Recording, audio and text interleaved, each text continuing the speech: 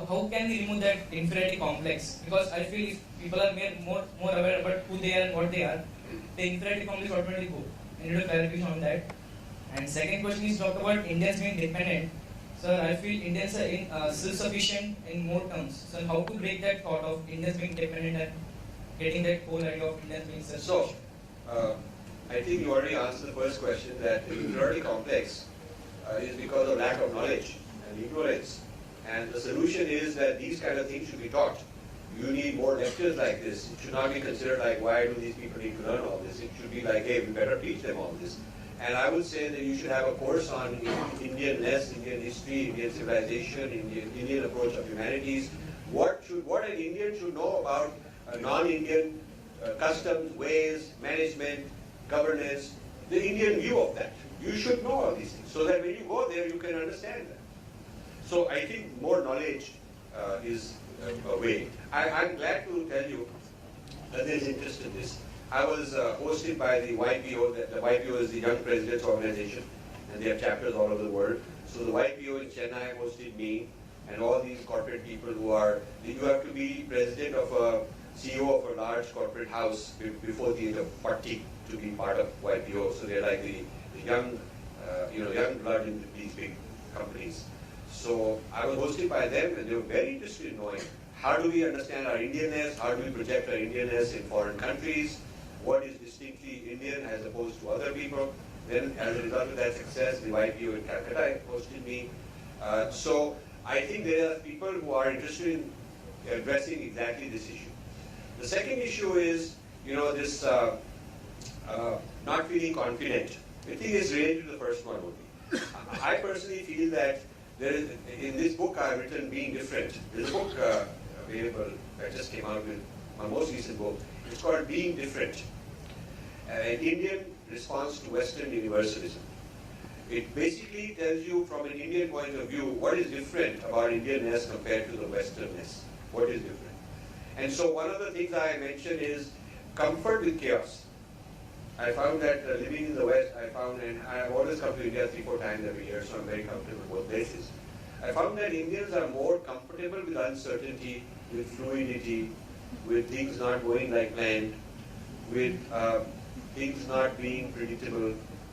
And the Westerner is very, very concerned and afraid and scared, and he thinks there's some plan against it, some evil plan, some conspiracy, something really terrible going on. So this is a difference that Indians should become aware of and start noticing that the Westerner will be very uptight with certain Indian behavior, which is very normal for Indians. And if you understand it, you can negotiate, you can manage, you can even tell him very calm, relax, this is how we are. Like I used to manage these joint teams, where there were Indians and Westerners in these teams in different places. So, meeting going on, or Indian 1 talking to 2, but simultaneously 3 talking to 4, and 5 is listening to 2 and talking to 6, and 7 is telling 3 what 4 is saying.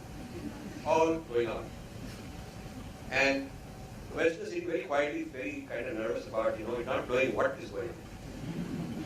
Very scared, kind of very tight and very sort of, thing like that. And then when the meeting is over, Indians go back to their cubicle, everybody's filtered out that, okay, I'm supposed to do this one doesn't apply. If you filter out, you can figure it out. And then invariably, 1 or 2 of the Western guys will come to my office and say, sir, I don't know, what happened? What am I supposed to do? So then I started, once you become conscious of this, you can train the Indians that, okay, do this creative brainstorm, but then stop, and we have to systematically write down 1, 2, 3, do this, do that. So this is a cultural innateness. Now it is not just happened randomly.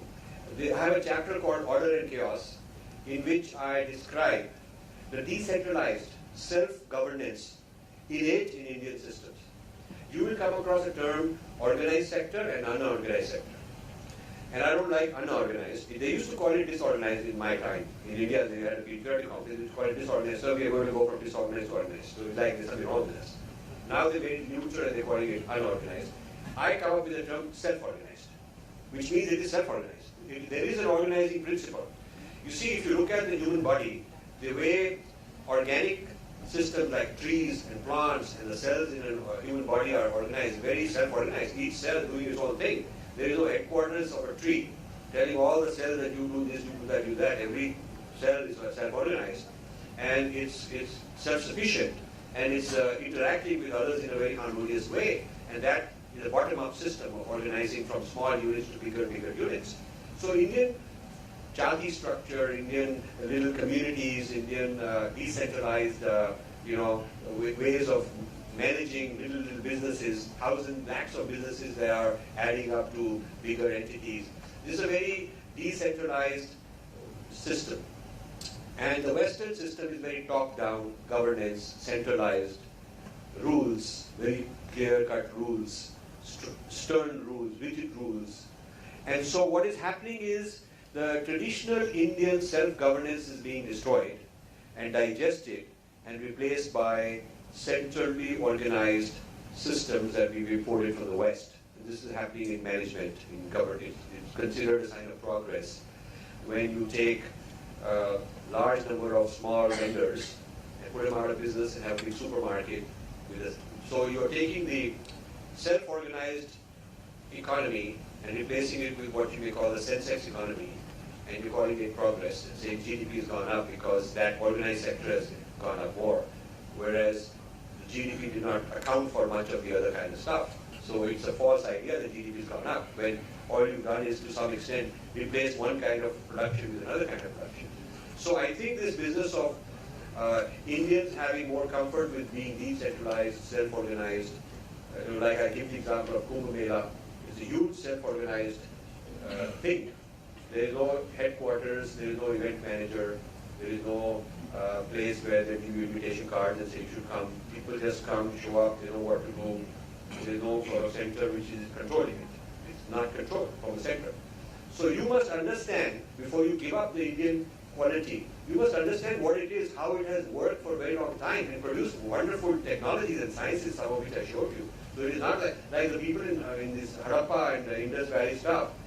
They produce some of the greatest things. But how do they do it so decentralized? There's no headquarters, no capital of that place. This is a very great quality that we must understand. We modern Indians don't probably understand it fully. And we should understand it because it's an asset that you can use. There are also problems with it. Having too much comfort with chaos also means that you say, "Chalo, bhai, kya karna hai? Who cares?" That kind of an attitude. Whatever is going on, not my job, somebody else will worry about it.